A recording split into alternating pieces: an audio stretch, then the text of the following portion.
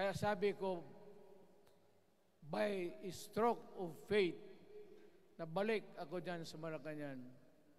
Kayong lahat, kagaya ng Marcelo, ng tatay mo, Bongbong, kayong lahat, congressman, nandoon kayo sa Krame. Ipasok kayo ng 2 taon para leksyonin nyo. Mga kababayan, ang mahal nating Pangulo, Rodrigo Roa Duterte! Tatalian gamit ang matatamis na salita. Mga kaigsuunan, pirmi natong timan-an, this is not the time for silence. This is the time to remember who we are. We are Tapaweños, and we are not for sale. We are Filipinos, and we are not for sale. Daghan kaayong salamat sa inyuhang tanan.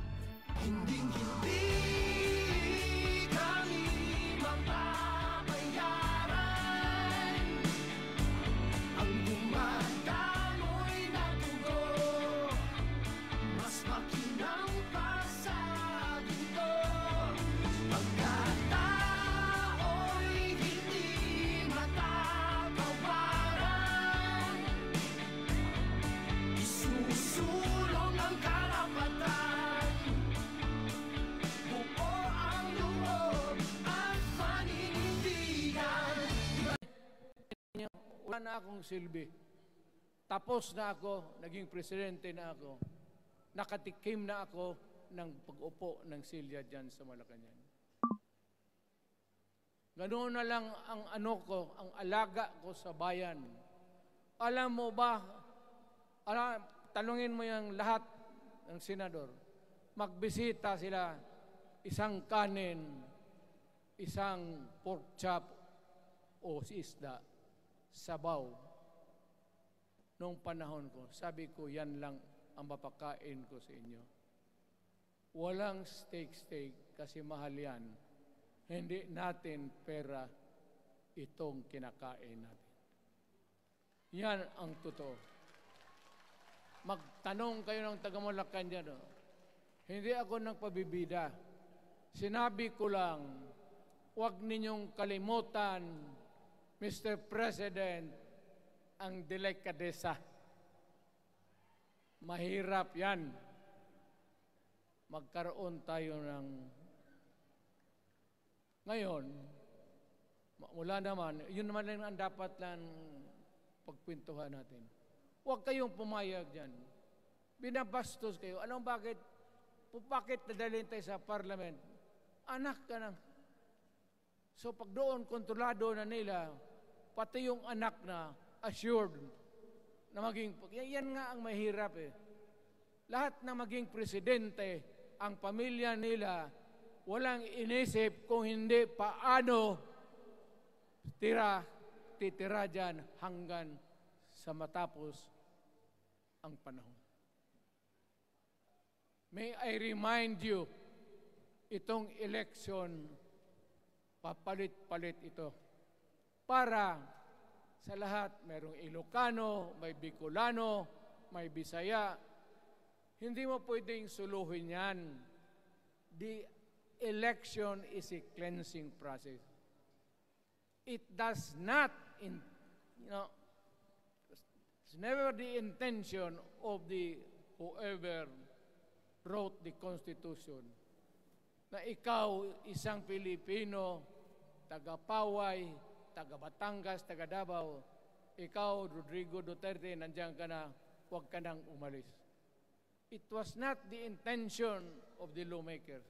Demokrasya tayo, Mr. President. Huwag mong kalimutan na isang term ka lang pagkatapos bababa ka na. Pag ayaw mong bumaba, utang ina magkagulo ang bayan, sabihin ko sa inyo. Ngayon, nakikinig kayong mga military. Gusto ninyong iwasan ang dugo. Kayo lang ang makapigil nito. Putang ina, pigilin mo yung kalukuhan na yan.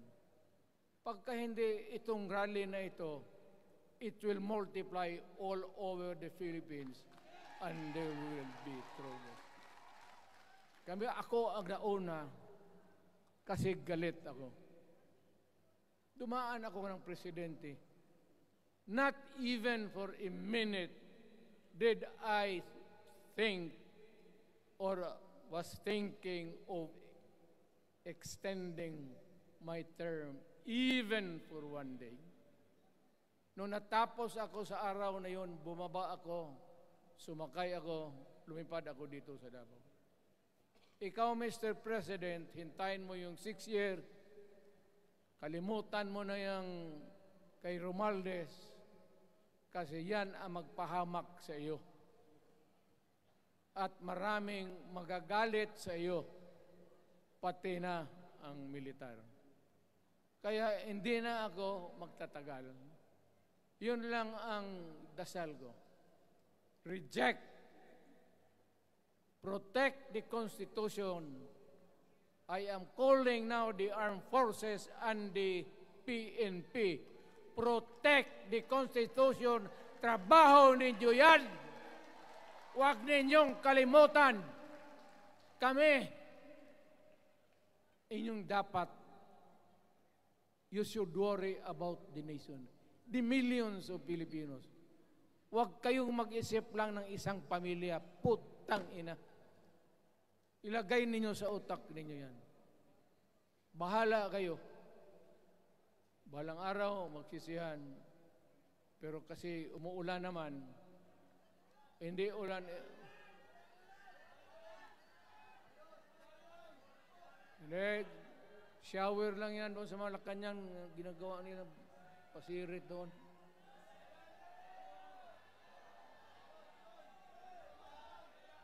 Wala naman rin akong masabi. Kasi hindi man ito eleksyon. Nakafocus lang ako sa People's Initiative and the way that they are handling the process of the People's Initiative. Ang nangyayari ngayon, hindi yan People's Initiative, kung hindi buying the people for their signatures. Pag-umpisa pa lang, bayaran na. At maniwala ka ng konstitusyon, lalabas yan maganda. Kung pira-pirahin lang tayo. Balang araw, wala na ako sa buhay. Maybe 10 years, 5 years from now. You might want to change some provision. Yung sabi nila, the usual excuse is economic provisions lang ang aming pakialaman. Putang ina, huwag kayong maniwala dyan sa mga yawa na yan. Puro kasing sinungaling ang mga ulol.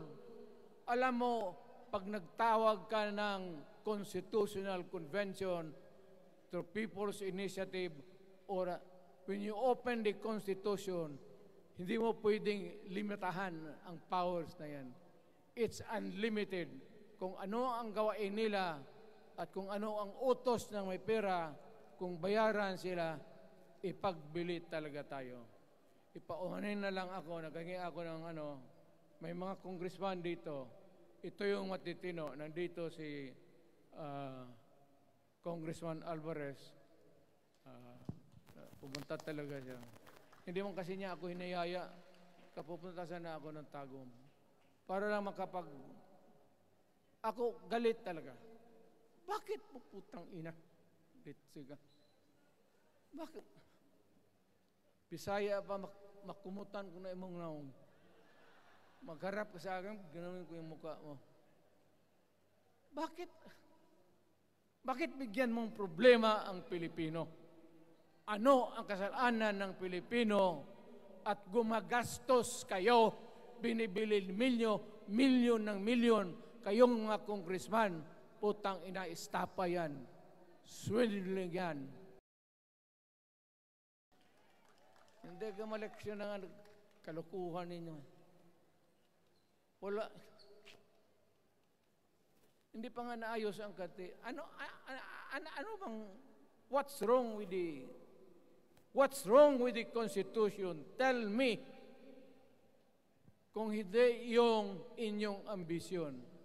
The real purpose itong constitutional changes sa People's Initiative is really to perpetuate those who are in power.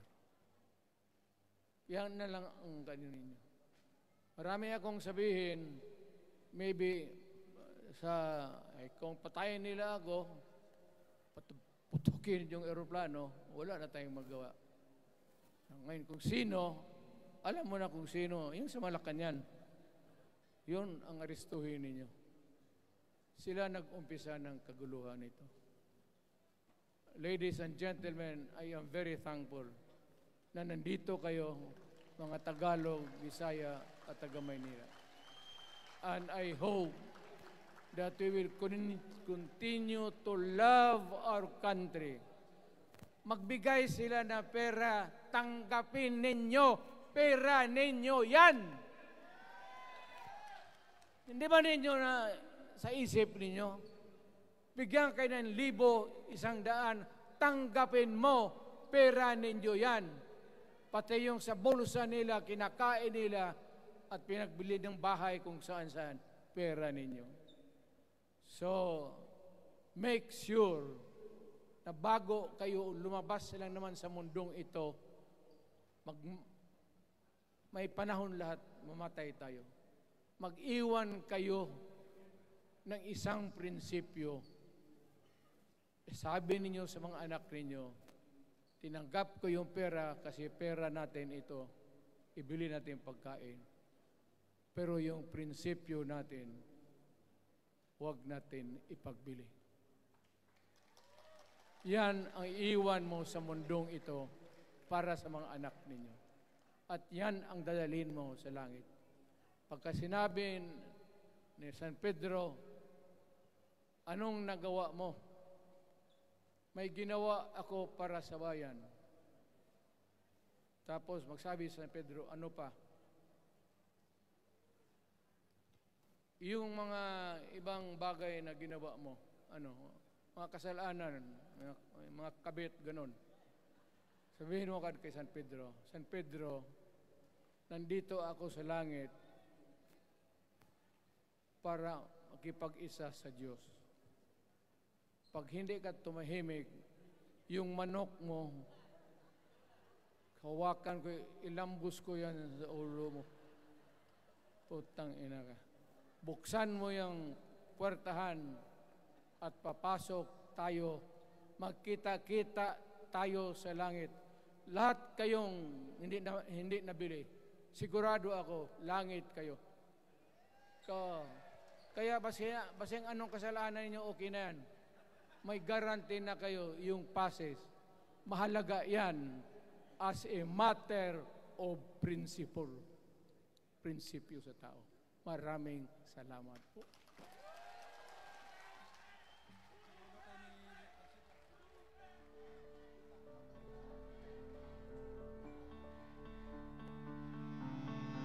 Gintod pilag Mga kababayan, ang mahal nating Pangulo, Rodrigo Roa Duterte!